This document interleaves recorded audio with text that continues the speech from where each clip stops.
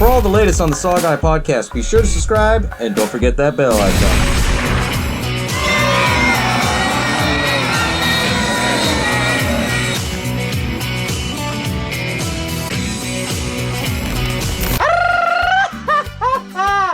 Welcome to the SaWGuy podcast. As always, y'all know, I am Dios de la SaWGuy. And today we're having a fiesta here. And what better way to start off a fiesta with episode 59, Tremors 2 Aftershocks. So without further ado, let's get this shit started. Hello, and welcome to the SaWGuy podcast. My reign of terror was legendary. The stutter bitch. I guess everyone's entitled to one good scare, huh? You opened it. We came. Oh, yes. There will be blood. Hey, oh!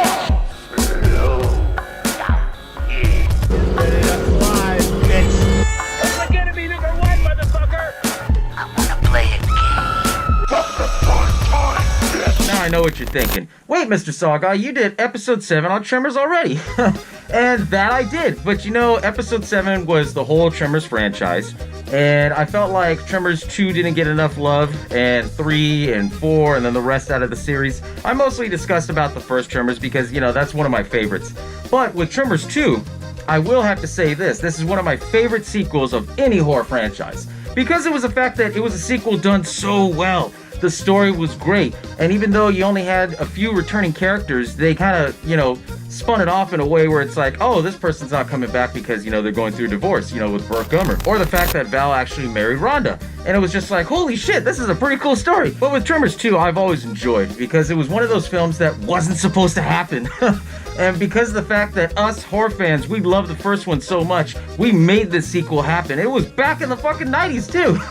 Of all things, you know, before the internet, before they did drawings, before they did any tweets and things like that. So with that being said, it's kind of amazing how this, you know, sequel spun off the rest of the franchise. And, you know, you have a really great story of not only do the Graboids go underground and they, you know, they're underground worms and shit, but they evolve, and it was like, holy shit, you know? They may evolve into these little shrieker things, but they fucking evolve, and it's like, holy shit. With Tremors 2, what you probably don't know about, it's actually written and directed by the original director and writer, S.S. Wilson. And not only that, this film was actually released in 1996, and it went straight to VHS. They didn't do, you know, straight to movie theater or anything like that. But what's crazy is that they filmed this in 1994, and when they got the budget was only $4 million, because originally it was supposed to be $17 million. They were going to have Reba McEntire come back, and they were going to have Kevin Bacon. Well, Kevin Bacon dropped out so he could do Apollo 13, you know, we all know about that film. And Reba McEntire, you know, she was still a big country singer, and she was doing a tour, and she didn't want to take a break off of it. So, you know, the movie studio came back and said, well, no Kevin Bacon, no Reba McEntire, we're going to pull this back a little bit. And that's what they did. You know, they had originally $17 million, but for $4 million, holy shit.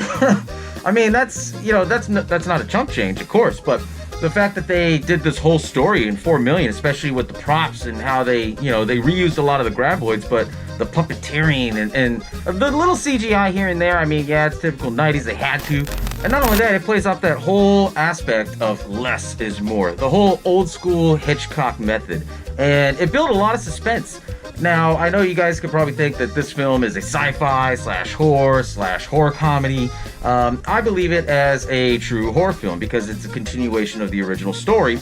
And yeah, there's some slapstick comedy in there here and there, but so was the original, you know? And it still had that charm with it. And as I do in every episode, I'm going to break down the whole movie for you, why it's so special, and throw a little bit more tidbits out there, because as I was researching for this episode, I was just blown away. I was just like, holy shit, so they had this film shelved for 2 fucking years before they released it? You know, it's amazing that this sequel actually went through, because in 1994, you didn't have Twitter, you didn't have anything to voice your opinion as much. And the fact that the fans beat down the drum as test audience and said, hey, we want this film. And they finally released it. You know, it's amazing. It's mind-blowing to me. Like, holy shit, they weren't even going to do this one. But anyways, with Tremors 2, the movie starts off where, you know, you have the typical music playing in the background, you know, like the country, I guess you could say Western style music, you know, it starts playing that. And then all of a sudden, you see this dude where he's just running. And it says that it's in Mexico. And this guy's running, through this oil refinery. Then he jumps up on this bar, and then of course you see the Graboid just coming through. It's like, holy shit, the Graboid's right there. Don't fucking move, dude. What does he do? He freaks out when he's sliding through, this bar that's right there, I guess, this pipe. And he starts jumping on top of these different barrels. And he thinks he's gonna get away. It's like, no, get up on the fucking roof, dude, come on. And eventually he slows down because, the Graboid starts coming faster and faster, and then starts hearing the sound. All these barrels and shit are flying. He falls off the barrel, and then he's on the ground too damn long. And it's like, get the fuck up, dude. And sure enough, a Graboid pops out and he's screaming, ah, ah. And then, I guess it snaps his back or something because you can hear bones crack. And it pulls him down, and then the suspense music ends. And it's like, oh shit, they're gonna open it with that? Damn. So the second one automatically gets you hooked in, thinking like, oh shit, there's a Graboid still floating around over there, right?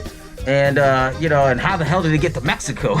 And that's one of the plot holes in this film is like, all of the Graboids were in Nevada, so how the fuck did they get out there in Mexico? Then in the next scene, it shows Earl Bassett from the original one. It shows him like grunting and then fighting, then he's like thrown to the ground, and then he's like, all right, Wildfire, we need to get you and Susie together. We need to get you to make some big birds. And, he's swinging his rope and everything. And I thought it was pretty cool because it's a callback to the original one, how he said he was a rodeo champion and shit.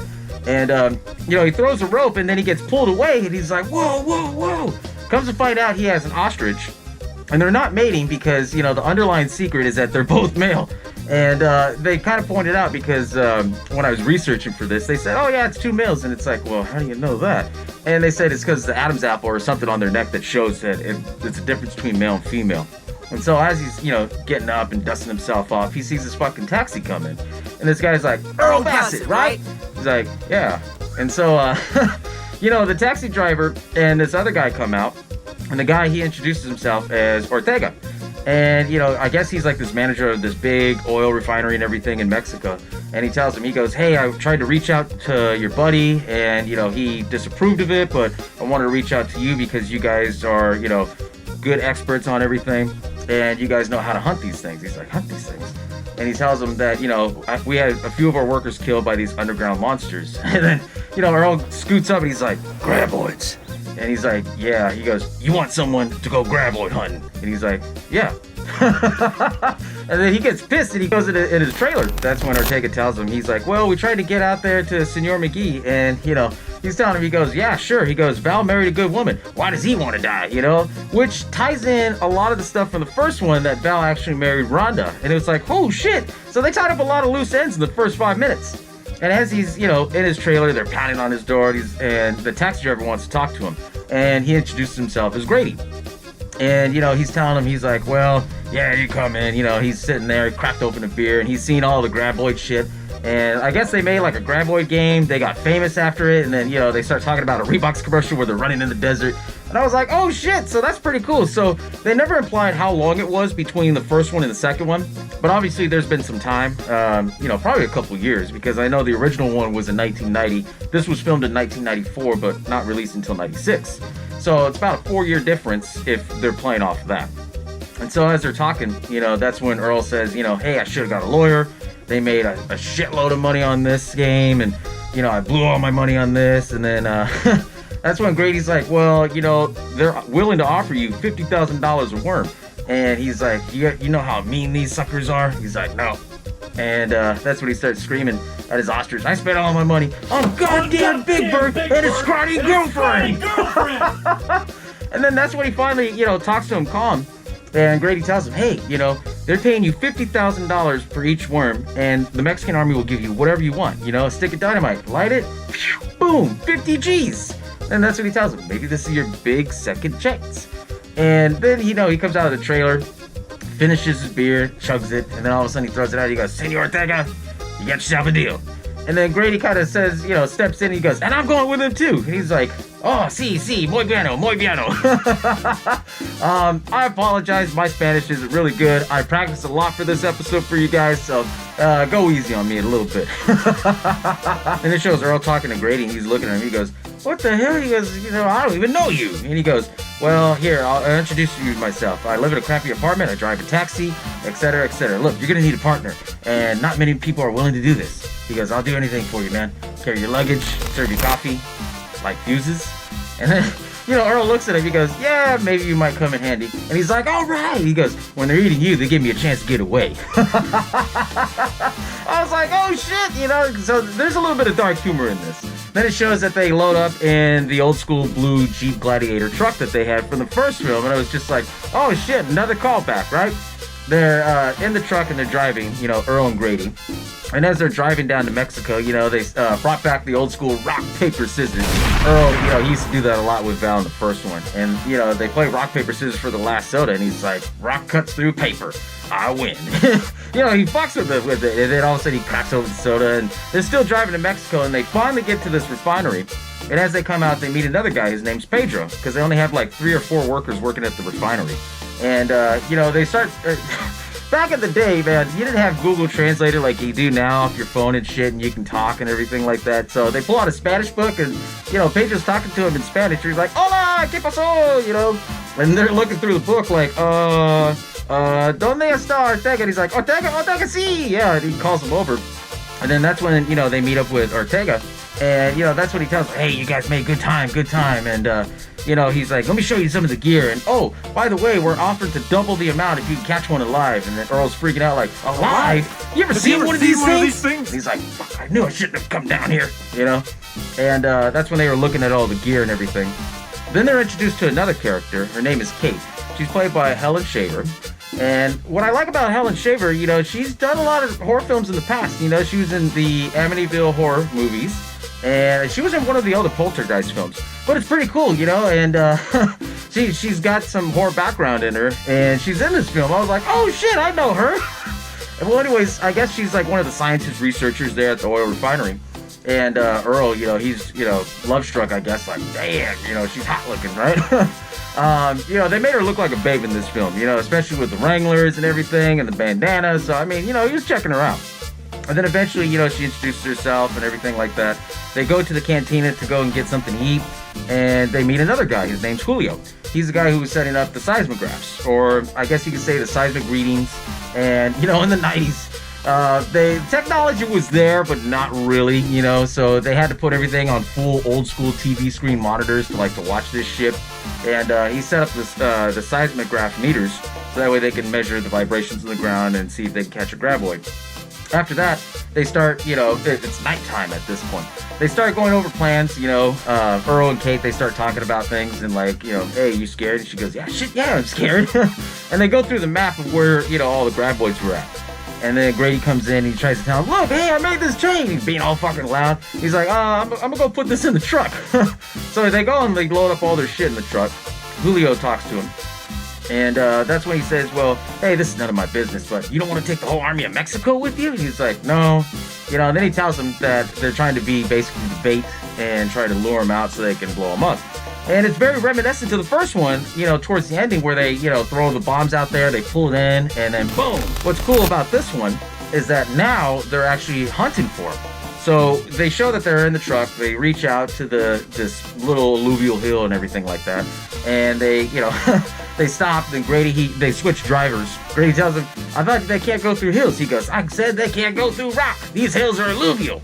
And he's like, oh, alluvial. That's that dingleberry in the back of your throat, huh?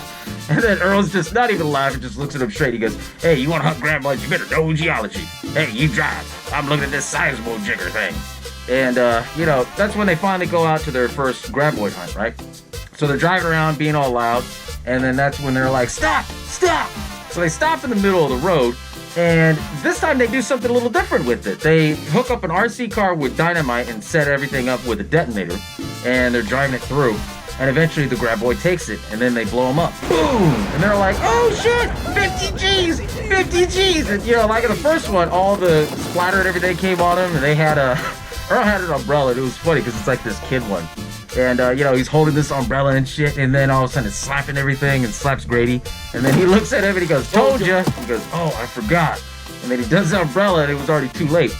Then they did this whole music dialogue where it shows that they're blowing up graboids left and right. Boom, boom, boom, boom. And it was pretty badass, because you think that they're taking them all out. And then all of a sudden, they're sitting there, they're having, I guess, lunch one day, and they're taking a break or whatever. And then all of a sudden, Grady leaves the radio on the ground. Well, this Graboid eats the radio. Then it's the next day, and then they get a Graboid, they blow it up and everything, and then they start talking about, hey, what are you gonna do with your money?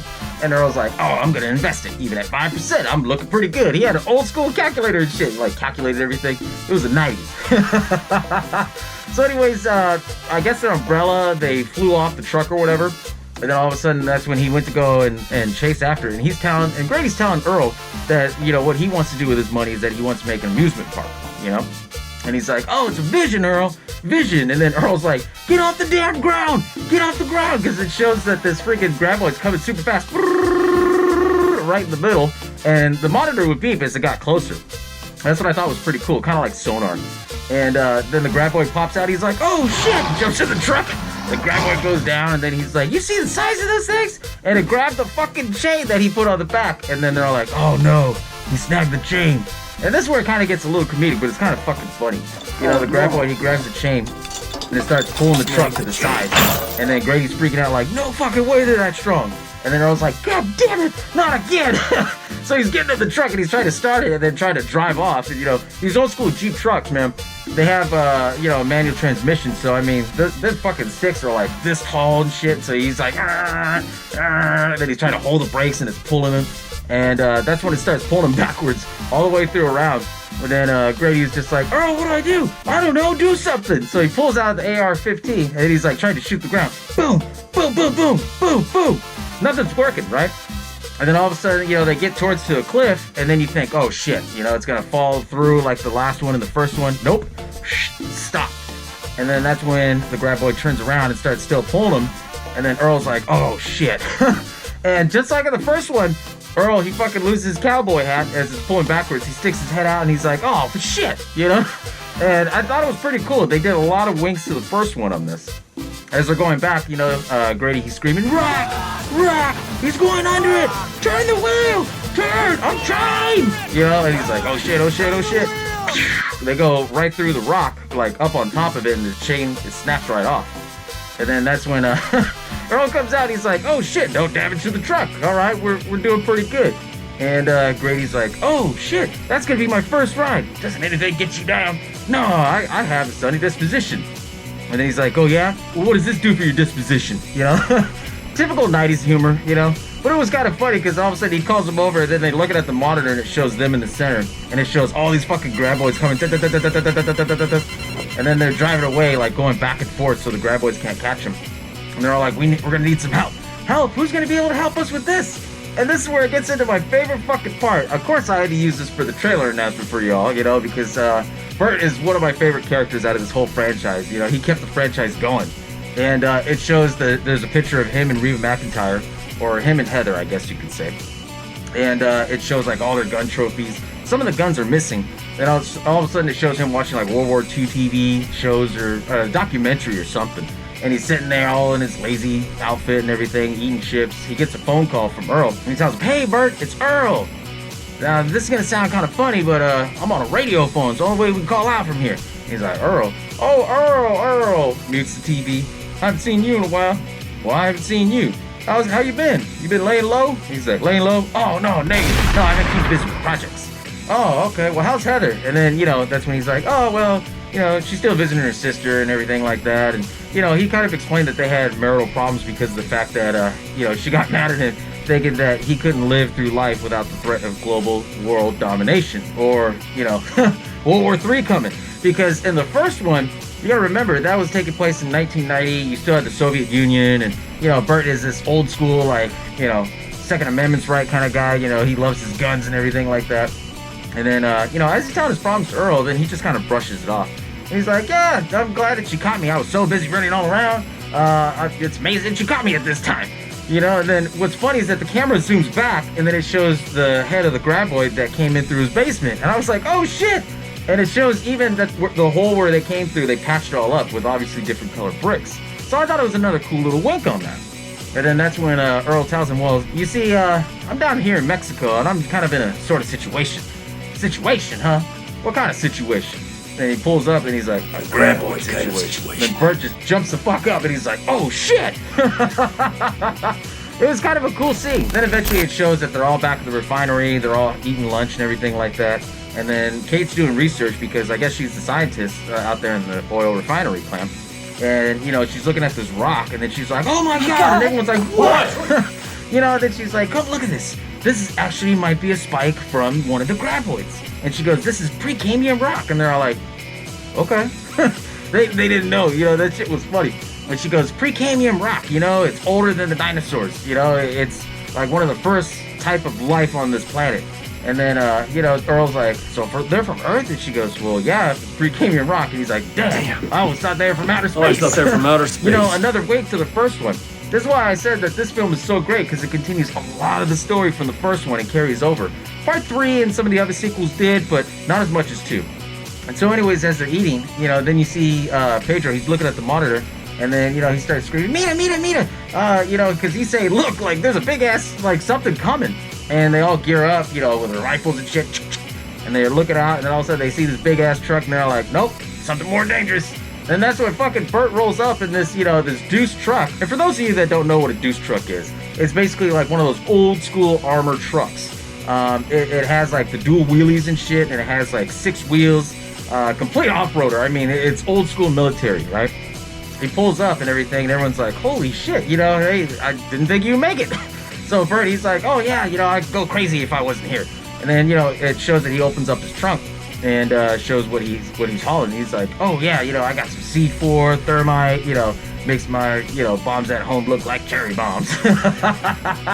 You know, and then that's when he meets Grady and everybody else and Kate and everything. And then that's when he starts telling them, like, hey, you know, I got you some rifles here. And they're all like, well, we're not going rabbit hunts, they're elephant guns, you know? And I thought it was pretty cool because they brought back the whole aspect of the elephant gun, thinking that it's going to penetrate through everything and all that shit. And, you know, it did work in the first one, so that's why he was assuming that in the second one it was going to work. But little did they know what was going to happen, right? And then that's when Grady, he starts asking, so, what, Mrs. Gummer didn't want to come? And Earl's like, here, you unload all this stuff, you know, and he goes to the side and he starts talking to Bert. And then, you know, he tells Bert, hey, I want to thank you for coming, you know, we're really in the shit here. And Bert's like, hey, don't mention it, you know, if I didn't get out of the house, I was going to go crazy. And then, you know, he looks at him and then he says, that is not coming back. And he goes, what? He goes, yeah, you know, she called me up and asked for the HK-91. And he's like, ooh. And if you don't know what HK-91 is, it is an amazing gun. It's like the gold prestige, like gold standard of high-end guns. And so, you know, it obviously stung Bert. So he's gonna get out of the house and go Graboid hunting, you know? And then that's when they go back and he starts showing off all of his gear and everything. Then he shows his 50 caliber BMG gun. And, you know, 50 caliber BMG, them bullets are like, woo, fucking huge, because it's a tank ammo, right? You put a new shine on the word overkill, and he's like, well, when you need it and don't have it, you'll sing another tune. Then they both pull out to the country and meet up side by side, you know, discussing where to meet. Like, oh, you take east, I take west. And then Bert's like, what the hell you eating? You eating crackers? You shouldn't eat that shit. And then he's like, I already gave up smoking, Bert, so what else do you want? He's like, have an MRE. A what? A meal, ready to eat. You know, and he's telling them all this shit like, hey, meal, you know, these are freeze-dried food. You know, foil seal, they'll last forever, up to 10 years. I thought it was fucking funny, you know, because it was, like I said, it continued on a lot of stuff from the first one. And it shows Bert's side, how he's all excited to go Graboid hunting. So it shows how he's doing basically the same method that Earl was doing, you know, driving the little RC car and everything. And then he's, you know, documenting it and all that. And, you know, he's like, I put 4 pounds of C4, let's see if he takes it. And he's all recording himself and shit with the camera. And, you know, the funny thing is, he wasn't driving a RC car, it was like an RC tank, you know, it had to be because it was Bert, right? And all of a sudden, you know, when the Graboid takes it, and all of a sudden he's like, all right, I'm ready, boom! And what he didn't realize, he put 4 pounds of fucking C4. It was so much, you know, there was more dirt than there was Graboid. And so he was telling himself, well, a little memo to myself, 4 pounds of C4 might be, and, you know, the little rock hits him in the head, a little excessive. And Bert being Bert, you know, he had to go on the radio and he's like, hey, I just got one. And they're all like, well, yeah, we heard it clear way over here. He's like, he had the damnest thing too, had a chain in his mouth. Brady's like, hey, you stole ours. He's like, well, I didn't see your name on it, son. Then all of a sudden, you know, they start talking shit. And then they start seeing that there's a Graboid, you know, popping up on their reader. And so they're like, oh shit, why is it going away from us? And they're like, I don't know, we shouldn't follow it. And then what do? They actually follow it. And they follow it all up to, you know, up to this hill. And they're all like, well, this is kind of weird, you know. And Earl's like, well, they like to dig traps. They like to evolve. They like to change. We don't know what the hell's going to happen, but they get smarter. I told you. You know? And eventually when they're driving up, they see a Graboid pops up, and then it fucking, like, lands on the truck. They're like, oh, shit. Grinding all the gears and shit, pull back, and then they fall off the ledge of this rock, and then they crash. And he's like, fuck, we got to get Bert's gun. And it starts making this crazy-ass, like, screaming sound. And it's like, holy shit, what the hell's happening? And as they're still stuck in the truck, they're all like, oh shit, where the hell is he? He'd be all over us on right now. And you know, Earl's like, I don't know, but that's a new one on me. And so they get all their gear and everything. They go behind this rock, and then they see that it's just sitting there. So they set up an RC car, and they start fucking with it, like hitting right off on the Graboid, thinking it would take the bait. And it didn't, so Grady's like, alright, you know, and then he puts down the control. So Grady jumps over the rock, and he goes and slaps his Graboid, and he jumps right back, and then I was like, what the hell are you doing? You know, and they're freaking out, because they don't know if this Graboid's gonna attack or anything. And then this Graboid's, I guess you could say it's like hyperventilating, just like, and they don't know what the hell's going on. They're all like, holy shit, we caught a live one, that's $100,000. So they're all stoked and everything about it. And, you know, Earl's like, well, what are you gonna do? You gonna carry him back? We just wrecked the truck. So, you know, they go back to the truck, they get on the radio, they tell Kate, hey, Pedro has a flatbed, can you have Pedro come out here and bring us a flatbed? And she's like, yeah, I'll send him out there. So here at this time, it becomes nightfall, and, you know, they start hearing all these boom, bang, boom, you know, because Bert was still going out there, you know, hunting Graboids, and, you know, he's calling on the walkie. He's like, guys, doing a little night fishing, caught 3 of them on a cluster charge. How about that? You know, Earl's like, well, we're not keeping score. It's not a competition. And he's like, oh, who's competing? And Grady gets on the radio. He goes, well, son, it's not because we just caught ourselves a live one. And then Bert's like, a live one? How did you? And then he's like, well, that's trade secret, Bert. Happy hunting. That's just a little trade secret. Happy hunting, Bert. And as they're, you know, laughing about it, joking, all of a sudden now the screams are starting to get louder for this fucking Graboid. It's just screaming off the fucking hinge. And then it shows the Graboid like going up and down and like shaking. And that's when Grady's like, we should go check on it. Earl's like, fuck no, we're not gonna go check on it. He goes, come on, man, we gotta protect our investment. And the screams are getting louder and louder. And finally they said, all right, fuck it, let's go. So they grab all their gear, their shotguns and everything like that. And as they go up there to go look, this fucking Graboid's torn to pieces. Like the whole inside, just the side of it's just, there was sacks and everything that came out, and they're all like, holy shit, did a coyote eat it? They're all like, what, in 2 minutes? He's like, well, something happened to it, you know, because there's nothing inside. But then Earl's like, well, maybe they changed into something else, like a butterfly, you know, where it pops out of a cocoon. And he's like, only thing that didn't come out was probably no sweet little butterfly, you know? 90s cliches, man. That shit was funny. And as he's walking away, he's like, damn, worms, they never cut you any slack. After all that, they go back to their truck. They try to get on the radio, and the radio's acting up. And they're all like, fuck, we can't get a hold of anybody. Then they see that Pedro comes up with his truck, and he stops. And they're like a mile away from each other. And they're all like, well, he stopped. And he's like, well, maybe he has to take a leak. And then I guess it's like, it replays like 5 minutes later, and he's like, damn, that's a long leak. So Earl gets impatient. Pedro!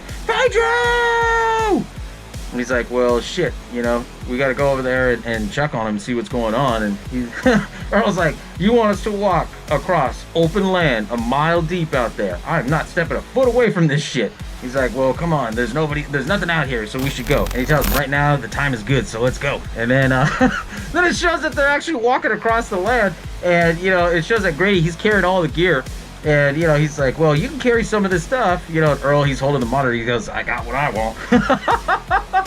That shit was funny, you know? They walk up to the tow truck, and they see the tow truck, like, in horror because of the fact that it's all tore the fuck up. Like the engine's all shredded and everything like that. And they see these hands on the back. And they're all like, oh shit, Pedro's back there. So Grady goes in the back, and then he's like, oh God. And then it's, you know, it's basically torn arm. Like, 2 hands that were gripping that were fucking bitten clean off. And then Earl runs back there, and he goes, it's a whole new ball game. Goddamn ball game. Then Grady's like, well, you know what to do, right? And then he looks at him, he goes, I don't know shit. And they see that there's a radio tower nearby. And they say, come on, we gotta go to that radio tower. There's gotta be something out there. It's a radio fucking tower. They'll have something. And as they're hiking to the radio tower, then it shows Bert where he's driving around in his truck. And then, you know, he's filming himself, and he's like, 2,400 hours, and still haven't heard a word or a sign from Earl, Grady, or anybody at HQ, and haven't seen any of these Graboids. and I saw one Graboid and it was going away. Where the hell can they have gone? Can they not hear my sound of my deuce-and-a-half mil-spec truck? I do not have the answer at this time. And he clicks it off because he has a fucking flashlight. It's dark at this time. Then all of a sudden, you know, Grady and Earl, they get up to the radio tower. And they see it's all torn up, and they're like, what the fuck? These things, man. And then, you know, he starts panicking, and then Earl's like, see? Shut the fuck up. I told you. They get smarter. And as they're looking around, they see that there's a car there. And they're like, look, oh shit. So they run up to the car, and then Grady tells Earl, I can hotwire the damn thing. He breaks the glass and everything, and Earl just opens the door. And he's like, you know, they try to start it, hotwire it, and all of a sudden they start hearing this noise. So they get behind their car, and that's when they're like, what the hell is that? Well, we don't know. And all of a sudden it's getting louder, and they already have their guns drawn and shit. And they're going higher and higher. They're like, how big is this thing? And what popped out was like the newer version of the Graboid. And it's like, what the hell? How does an 8-foot worm turn into that little thing? And it's crazy because I guess they had like 3 or 4 of them per sack or per Graboid. And they basically show that they're these tiny little runt monsters. And Earl tells Grady, he goes, shh, you can probably hear us, quiet. And then all of a sudden this fucking Shrieker looking monster, well, eventually you find out later on they're named Shriekers. And he turns around and then he looks at them. Then this like thing pops out of their head and he's like staring at them. And they're like, what the hell is this? And all of a sudden it starts screaming and starts running after him. And he goes, shit, it hurt us. So they're shooting, boom, boom, boom. And you hear it go, wow. So they finally got it down and they're like, we got it. They go and look at it and they're like, man, got no eyes like the big ones. And they're talking over about, you know, taking it back to the refinery. And Earl's like, hell no, we're not taking this back to the refinery. And they start hearing more of them. So they jump in the car, and then Earl's like, let's go! Let's go! You know, they're panicking and shit. He starts it up. And then they drive off as more Shriekers come. Then he gets back to Bert, where, you know, he's driving all around, and then, you know, he stops for a second, and then he pulls out the map, and he's looking on his flashlight, and he hears this noise on his truck, you know, doom, doom, on the sides. He pulls down the map, and he sees that, you know, the Shriekers have gone after him, and they start screaming, ah! On all sides. And then it goes black, and it's like, oh shit, they got fucking Bert, no way!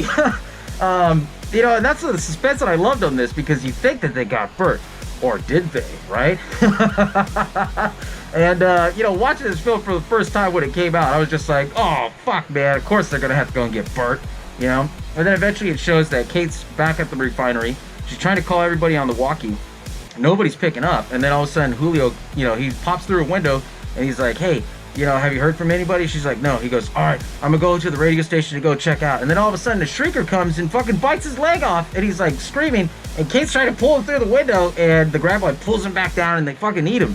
At that same time, you know, she's freaking out. She runs, she gets one of the hammers or one of the tools or something. And then it shows that, you know, Earl and Grady, they pull up, and they see, you know, the Shrieker is still eating them. And they're all like, get him, boom! That son of a bitch! They open the door, and then that's when they meet up with Kate. And then, you know, they update Kate on everything. They're all like, well, did you see Pedro? Pedro? No, he's dead too. They got him. And, you know, that's when they said, okay, we got to get going. So they were going to leave the refinery. And, you know, as they start to, you know, go outside the door, all of a sudden they see that there is another Shrieker on top of the engine just eating it all up. They're all like, oh, shit, not again. And, you know, they're all pissed off because they're like, fuck, you know, because now they're stuck there. And obviously they shoot it and they kill it in one shot. They get back inside the refinery and they start talking like, okay, well, you know, how do these things change? How do they evolve? And they don't know, you know, so we're finding out as audience, like, how did this shit evolve, right? And so as they're talking, they start saying, okay, well, there was 3 sacks per worm. And Kate said, you killed all Graboids except 8. So that would make, you know, and then they're trying to do the math in their head. 24 of those things left. And Kate's like, well, how many did you kill? He goes, well, 1 at the tower, and 1 outside, and 1 on top of the car. And she goes, that's it? Earl looks at her and he goes, well, I'm sorry. And she's like, well, no. And then that's when they start hearing noises and everything rattling. Grady's like, oh, no, not another one. And everything's starting to shake. And then they see that it's actually Bert's truck. And they're all like, yes, they didn't get him. And then as he gets closer, they're all like, well, shit, I think they did get him. Because it has all these parts of the freaking Shriekers and everything on him. And the whole truck is all tore the fuck up. And as he pulls up, you know, they run up to Bert and they're all like, Bert, you good? And, you know, he takes off his glasses all jacked up and he puts it in his shirt pocket and it falls right through. And he goes, you know, I feel I was denied. Need to know information. Need to know. They're all like, well, what the hell happened, Bert? They're all like, you know, we tried to contact you, but they knocked out the radio tower. And, you know, they're asking, well, what happened? They're all like, well, after I couldn't get anybody, on the radio, protocol states to go back to HQ. On the way back, he goes, I was ambushed by all of them. Must have been a couple dozen of these things. And, he's talking about how he did head-to-head combat and everything. And he goes, then finally I said, I popped in the sixth wheel and ran them all down. And then he pulls out his 1911s. I am completely out of ammo. And he falls down to his knees. That's never happened before. And I laugh at that because of the fact that, if you know Bert for the first film, he's always prepared, and then you find out in this one, he's not as prepared because, here he thinks that he's going to go after, Graboids, and they evolved on them, and they changed. And so that's when they said, okay, well, let's get the truck inside the refinery. And as they did, they, that's when he explained to them, well, that thought wasn't lost on me, that we needed to save one to research, right? And he had one of them stunned. I guess he ran him over but didn't kill it. And he wrapped it up in twine around his mouth and everything with 1,000-pound line. And, that's when they pulled up in the refinery. And then, Earl Grady, they're trying to pull it down and it like huffs and puffs at him. And they're like, whoa! He's like, don't let him spook you. That line is 1,000-pound tested. And then they're like, okay, grab him. And it's like, when you try to grab a big-ass dog and you try to put him in the car in the bath, it's just like fighting you. That's what it looked like. So they were fighting with it to get inside the refinery. And then as they go in, all of a sudden you hear... There was one that he ran over that still survived, and it sticks out this tongue, and it's like, grabbing all over. It grabs Bert's MREs, and it starts eating it. But then as they're inside, researching this one Shrieker, they find out that it's not sound that it hunts. They figured out that it's, picks up on heat. And, Bert figured that out because he tried to do sounds. He tried to do, movement and everything. Eventually, when he shows his hands, that's when the Shrieker starts going wild. And then he goes, knew it, I knew it. They don't hunt by sound. They don't hear us. They actually hunt by heat. And he goes, you see that thing that lifts up? That has to be their heat seeker. And they figured out that eventually that it starts screaming. And it's locked up in a cage going fucking crazy. And so eventually they're like, okay, well, this is kind of weird. And then they see that it has a long-ass tongue. And it doesn't have, like, tentacles like the Graboids do. So they decide to feed it one of Bert's MREs. It eats it and it starts getting sick. And then they're all like, oh, you made it sick. And they're going back and forth. Well, no, Bert, your nasty-ass food made it sick. Eventually it shows that it eats it and then it's like going, making these sounds. And all of a sudden it opened its jaw all the fucking way and going, like it was throwing up. But it actually reproduced another one. And it was like, holy shit, So there was a second Shrieker that popped out because they figured out that as much as they eat, that's how they reproduce. They reproduce without sex. And they don't make eggs or anything like that. And so that's when they said, okay, we better get going. We better get going. And comes to find out, as Kate was going to go get a camera and record everything, another Shrieker pops out of the window. Earl stabs it with a hammer. It was a callback like in the original.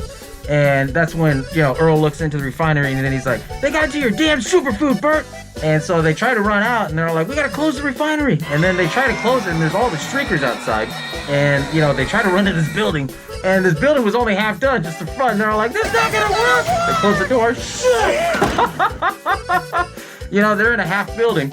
And then that's when they're like, okay, well, they can't find us. We got to find a way to get around. And so they're trying to find a car to get around. So they had spare doors, and they were walking around with it, and Kate's telling them, okay, we'll go over here because we'll find Julio's truck. And then as they get over there, they see that there's one hiding over there in the corner, and they tell Bert, we can't get it, we can't get around it, there's no way around it. And then Bert's like, well, how far is it? Well, about like 50 yards, maybe a little bit more, and he's like, all right. He pulls out his gun, the one that he was talking about, the 50 cal BMG, and he loads it up, and he's like, cover your ears. And, he's looking at it, and all of a sudden, the Shrieker looks at him, and then boom! He fucking blows it away, splits it in half. They're all like, whoa, you smoked his ass. Doing what I can with what I got.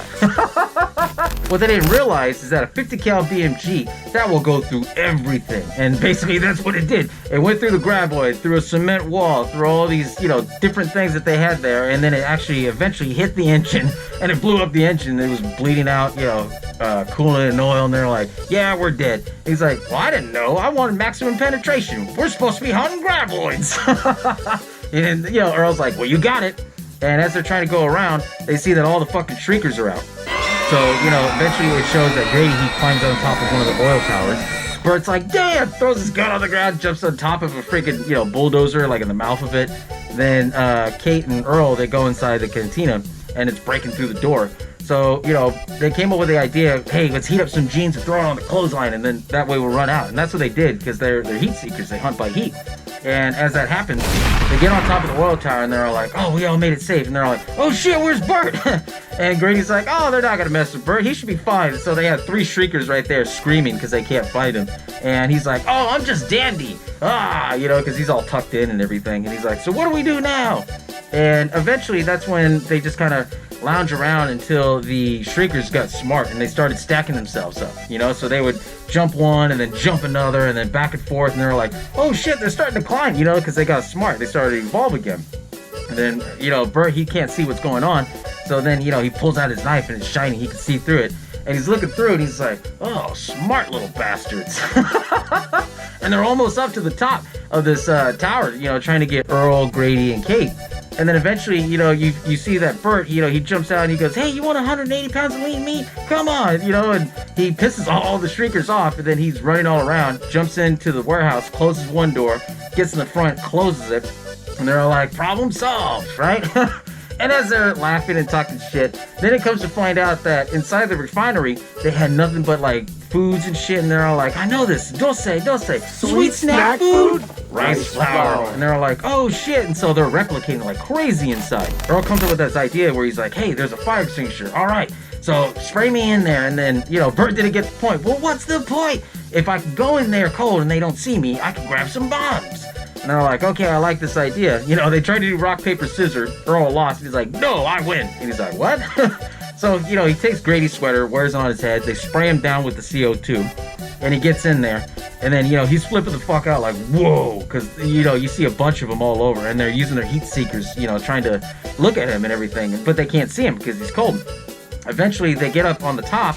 And they're seeing through a window. And they're like, Earl, step on it. You're starting to melt. And as Earl, barely gets in the truck and he looks for some bombs, they start seeing him and they start going crazy and ape shit. So he grabs, I guess, like a digital bomb and he gets on top of it. He sets it for whatever. It looked like it was like 5-10 minutes. And then all of a sudden he throws it in there like, fuck. And then all of a sudden he swings off the light, try to get to the window because they had a rope. And, well, it wasn't a rope. They had a fire hose that they used and they pulled it out and it was too short. So Bert just cut it. And they tied it all around them. They pulled Earl up, and Earl's like, go, run, you need to run. I set a bomb. And, Bert's still down at the bottom, and, they're running off the roof, and they go down. And then, Bert's like, what happened? What happened? And then Earl's like, I don't know, man. I just set some bombs through in your truck. And then Bert's like, you what? He goes, that's 2.5 tons of explosive. And he goes, that's not enough? Tell me that's not enough. And then he's like, no, just, never mind. It's going to be big.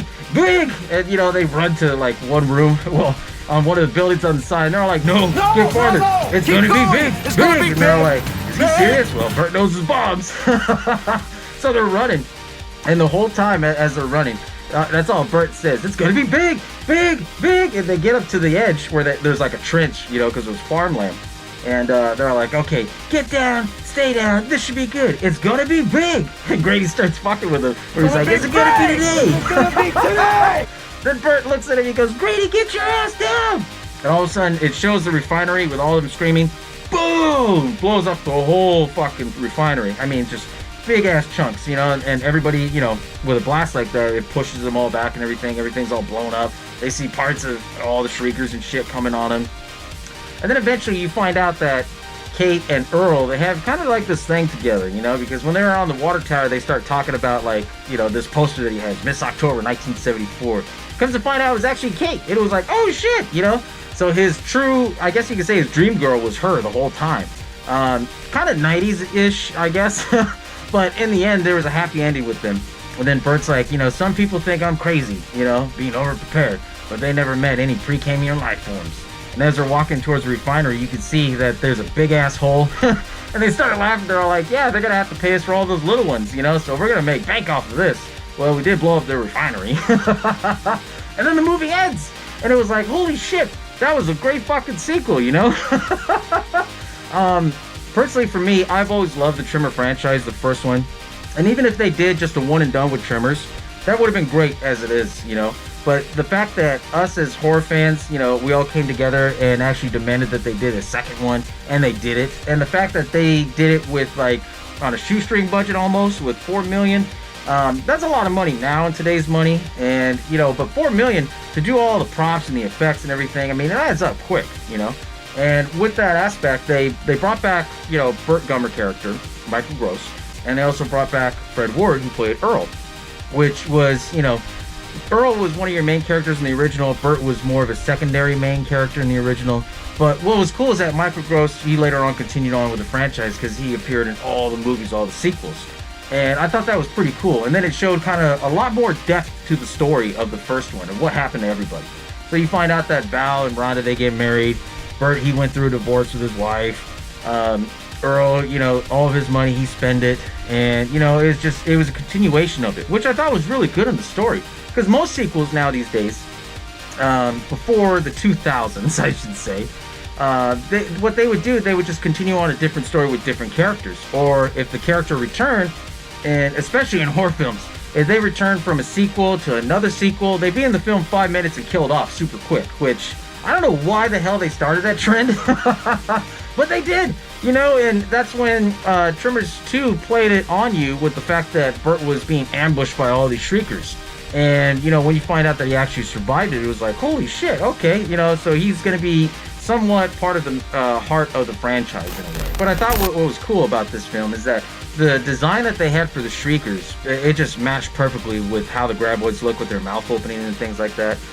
Interesting note though on this, the company that designed them, they designed actually 2 different versions of the Shriekers. And what they decided to do is that they decided for the studio to decide, okay, well, which Shrieker do you want? We made this one over here and we made this one. Well, the one that they used obviously ended up in Tremors 2. The one that they didn't use ended up in Starship Troopers as like one of those monsters and shit in it. And I was like, holy shit, So Tremors kind of has like a way with Starship Troopers, and it kind of expanded on different things. And Starship Troopers, I mean, that's a franchise of its own. They did one good movie, and then they went most of it to like VHS, DVD. But I thought it was interesting that they actually did 2 different designs for the Shriekers. One of my other favorite cool notes to note about Tremors 2, since we're having such a great fucking time here at this Fiesta, was the fact that they filmed so many different various scenes on this that were deleted. Now, I don't know if they'll ever release those. I don't know if that footage is lost. But some of the deleted scenes show that actually Burt, when he got attacked, they show that there was a part where he actually used his 1911s. He got out of the truck and ran them down. Like, they filmed that whole scene, which I thought was pretty cool. And then they had other scenes of, the Graboids actually moving around and with the Shriekers. But what's so cool about this film is that they reused a lot of the Graboids from the first film. They recycled them and fixed them, but then they built the Shriekers based off of the Graboid's mouth and how it looks, and I thought it was pretty cool how they did that. But what's cool about having all these extra scenes and deleted scenes is the fact that they actually edit this film and they wanted to appease the fans for it. That's why they shot so much of the footage. The problem is though, like Burt fighting the Shriekers, they said that it didn't look right because of the puppeteering and the green screen and stuff like that. They filmed, I believe there was 2 or 3 different endings to how this film ended. And when they tested it with the audience, all the audience, they were going back and forth with it. So they actually made this film with test audience to make sure that this film was going to be great for the fans. And boy, did they knock it out of the park with that. The only thing that sucked though is that they couldn't decide if they wanted to release this in theaters or if they were going to release it straight to VHS at the time.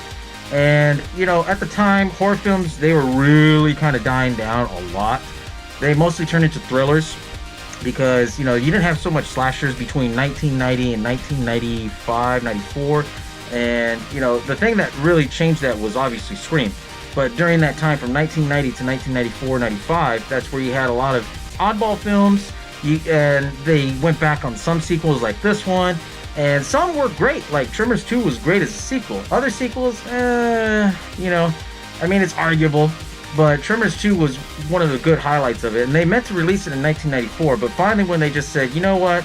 Some audience liked it, some didn't. And what we're going to do just to save money is just release it to VHS. And I remember seeing this film for the first time at my local video store, Fresno Video. When I saw it, I go, holy shit, they made a Tremors 2? We need to rent that. And we waited until Tuesday because then, they had that deal of like 5 movies, 5 days, $5. And it was, whether it was new or old, you can rent them and stuff. Man, we wore the shit out of that VHS tape. But one of the craziest things to note, though, is that Tremors 2 was going to be a completely different film. And doing research for this episode, originally it was going to be that they had $17 million.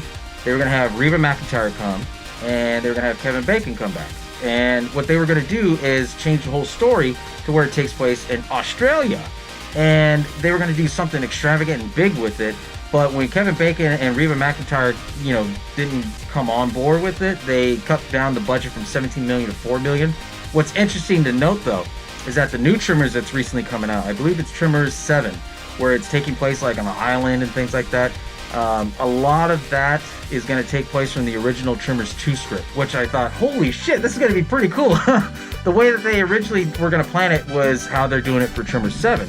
So if Tremors 7 comes out and you actually see it, that was actually the original plot for Tremors 2. But thank y'all for tuning in for this Fiesta of episode 59, Tremors 2 Aftershock, and I will catch y'all next time, as always.